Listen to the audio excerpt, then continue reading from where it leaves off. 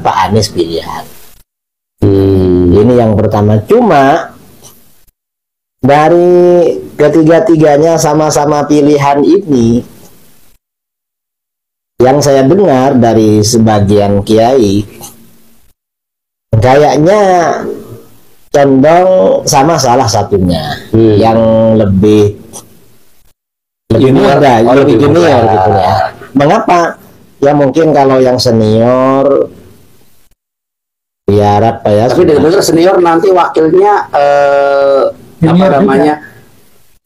Sedikit mendekati junior. Iya. Tapi kan biasanya dalam hal yang seperti ini, yang menjadi menjadi pemeran utama itu kan presidennya, betul, bukan wakil. Jadi kita ini milih yang junior. Dalam hal ini ya Pak Anies. Dan alasannya apa? Kalau Kiai Lutfi alasannya karena alumni pesantren.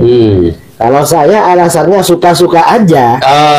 Jadi bukan karena alasan apa, nggak punya alasan, cuma suka aja. Gitu. Kebetulan Kiai, Pak Anies itu adalah alumni pesantren di Pabelan, Jawa Tengah, begitu. Iya. Itu sudah sebut nama. Kalau Kiai Lutfi tadi belum sebut nama, akhirnya sebut nama juga. Pak Mahfud itu juga alumni pesantren. Alumni pesantren. Tapi sama yang presidennya kan, iya. Almarbiyah di Waru Pamekasan. Hanya presidennya bukan alumni pesantren. Capresnya. Kalau saya memilih itu. Pertanyaan saya kan bukan persoalan tadi ya, itu dan sebagainya, tapi karena suka. Tapi kan suka itu ada alasan. Kita suka sama istri kita ada alasan. Alasan suka sama Pak Aniesnya itu apa?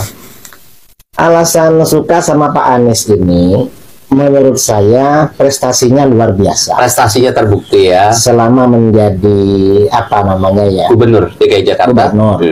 Kemudian rekam jejaknya juga bagus. Beliau ya agak punya tersandung kasus dan mungkin yang lain enggak juga mungkin. Cuma ya ini kok cocok dengan saya, dan orangnya juga narasinya bagus juga. Kalau kayak bicaranya orangnya kelihatan gitu ya. Iya. Jadi kalau di dalam ilmu agama itu ya, dengan beliau tidak tersandung kasus itu mungkin beliau termasuk amanah atau sidik ya. Kemudian kemampuan beliau itu mungkin fatona. Kemudian narasinya itu mungkin tabligh, itu bisa berbicara dengan Masya Allah. Ada mendekati, artinya itu kan sifat wajib para nabi. Betul. Sidik, sifat wajib para nabi. Walaupun orang yang bukan nabi dan bukan rasul jelas jauh di bawah para nabi dan para rasul. Betul. Ya minimal mendekati lah ya. Ya minimal mendekati itu diantaranya itu. Kemudian ya banyak lah. Kalau alasan-alasan kalau dicari mungkin ada lagi. Saya kira itu cukup itu ya. Insya Allah. Alasan suka. Jadi alasan sukanya bukan karena fisik ya, bukan karena fisik, tapi karena seorang kiai alasan sukanya ya berdasarkan nilai-nilai agama. Karena mendekati tadi sidik, amanat, tabligh, fatona. Dan memang urusan suka tidak suka urusan orang gitu kan. Kalau gue suka, lu nggak suka, emang masalah. Dan ini ya bukan berarti kita benci sama yang lain. Yang lain enggak. Betul. Kita nggak benci, malah dulu Kiai Lutfi ngajak saya dukung Pak Prabowo dulu. Zaman dulu. Karena nggak berhasil dan beliau ini sudah sepuh, mungkin sebaiknya istirahat. Jadi nggak perlu kita kasih beban gitu. Iya, makanya kan Pak Prabowo daftarnya terakhir, Kiai. Iya, mungkin karena faktor kesehatan. Karena kalau Pak Prabowo itu kan daftar ulang. Oh gitu. Karena ya. Kan daftar sudah daftar. Iya, kalau yang lain kan baru daftar, makanya duluan. Karena daftar ulang dari belakangan. Kan kalau pendaftaran santri baru begitu ya. Daftar ulang di belakangan. Pak Anies duluan. Sebagai santri gitu ya, nggak mau telat pelajarannya gitu ya. Disiplin gitu disiplin, maka daftar duluan ya. Atau mungkin Pak Anies paling siap ketika itu ya, karena deklarasi duluannya sehingga Pak Anies daftar duluan.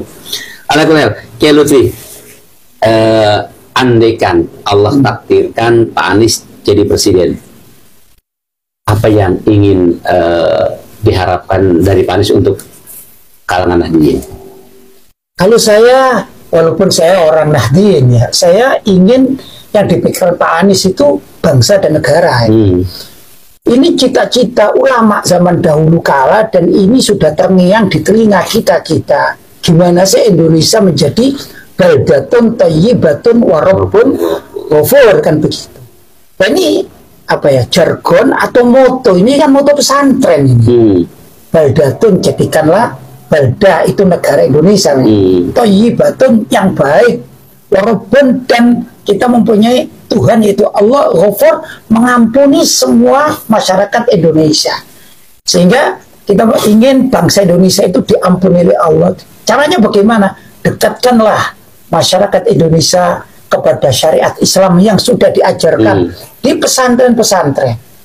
Ulama-ulama, kiai-kiai pesantren itu mengajarkan kitab, misalnya saja Fathul Mu'in misalnya ya. Kita di Indonesia mayoritas kan mazhab Syafi'i, diajarkan Fathul Mu'in. Bagaimana kita titip kepada Pak Anies dan juga pada Pak Muhaimin, andai kata terpilih, bisa nggak apa yang dikaji oleh para ulama di pondok pesantren ini diaplikasikan kepada masyarakat, sehingga masyarakat ini mengerti hukum fikih. Nah, apa alasannya gitu? Mereka yang berdagang tidak mau berdagang curang karena takut haram, apa gitu? Mereka yang bekerja menjadi pegawai tidak berani korupsi, entah korupsi uang atau waktu karena hukumnya haram. Tahu dari mana kalau bukan dari dunia pesantren?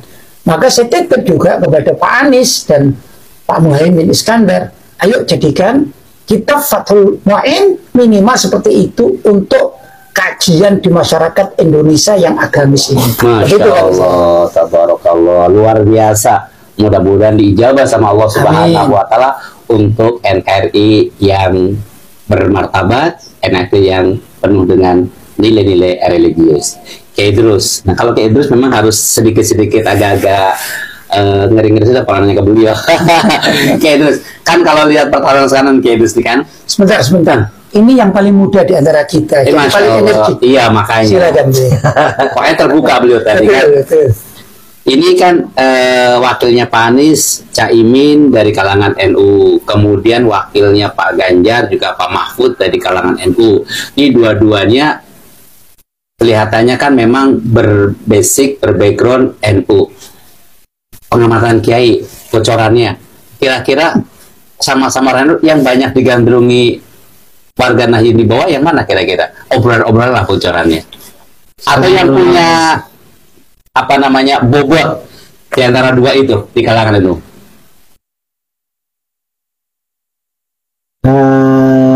Saya belum sempat ngobrol sampai sekarang. Kalau masalah wakil ini belum sempat ngobrol. Tapi yang jelas antara Caimin dengan Pak Mahfud itu sama-sama kader terbaik NU. Sama-sama kader terbaik NU. Dan Pak Mahfud juga dikenal punya integritas yang diakui pada era-era sebelumnya sejak diorbitkan oleh Presiden Gus Dur dulu. Artinya dua-duanya kader Gus Dur sebetulnya ya? Ya, sama-sama kader Gus Dur. Iya. Sama-sama kader Gus Dur. Cuman yang satu agak sedikit ada masalah ya. Pernah ya ada masalah dengan Gus Dur ya? Saya kira itu bukan masalah, itu apa namanya ya? Perkembangan dalam dunia politik. Betul. Siasa politik. Ya, bisa terjadi seperti itu. Oh iya. Jadi tidak, kalau ini yang saya tahu obrolan-obrolan saya di mana-mana kemarin-kemarin itu banyak condong ke Pak Anies. Jadi condong ke Pak Anies begitu. Grassroots bawah ya? Ya, sepertinya entah apa karena mereka teman saya atau gimana, gitu. Karena kita kan nggak tahu yang lain. Iya. Dan kita ya, saya beberapa kali dalam obrolan-obrolan dengan mereka saya bilang kayak tadi, kalau saya pribadi kayaknya condong sama Amin. Iya. Ya kita perlu mengaminkan juga begitu. Jadi amin gitu. Saudara-saudara, karena ini kita hidup di alam demokrasi, gak harus seperti saya, boleh pilih yang lain. Ternyata rata-rata mereka enggak lah, amin juga Kiai katanya. Mereka bilang amin semua. Iya.